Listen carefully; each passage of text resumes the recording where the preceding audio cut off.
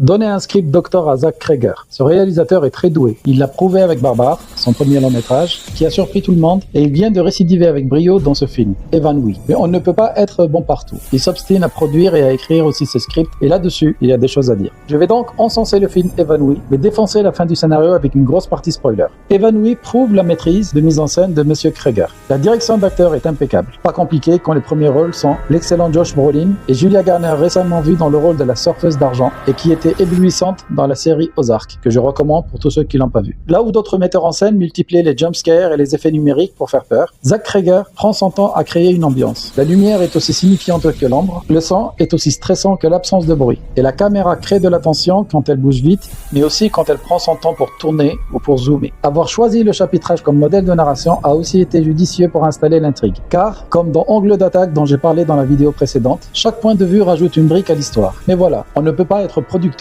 réalisateur et scénariste, et parfait dans les trois exercices. Passons donc au spoiler. La mise en scène suggère plusieurs fois que l'antagoniste est un clown, pour jouer sur la peur de ces derniers, avant de faire marche arrière avec juste une vieille dame au maquillage exagéré. Ça n'a aucune cohérence dans l'histoire. C'est juste là pour rappeler ça de Stephen King, ou le tueur en série John Wayne Gacy. De la rêve pour de la rêve quoi. L'idée de l'emprise sur les personnages, leur weaponisation, weapons aux armes, et le titre original du film, est une excellente idée. Mais il a oublié de leur donner un minimum d'autonomie, car ok, le petit garçon leur donne à manger, mais comment et où font-ils leurs besoins? Comment le père avec un simple maquillage reprend un visage propre pour aller rencontrer les policiers après l'avoir mutilé sans aucun soin? Et pourquoi personne ne pose la question au commissariat où est la mère? Pourquoi depuis quelques jours les deux parents ne travaillent plus, ne font plus de courses, ne vont nulle part, et dans une communauté aussi petite, personne ne s'alerte, personne ne pose de questions. Et pour finir, les enfants avec leurs petits bras arrachent les deux parties d'un crâne vivant et ça n'étonne personne. On dirait que la fin du film a été rushée. Je reste profondément convaincu que le film mérite son succès, mais je reste aussi plus convaincu qu'il aurait mérité un script doctor pour corriger ce genre d'incohérence.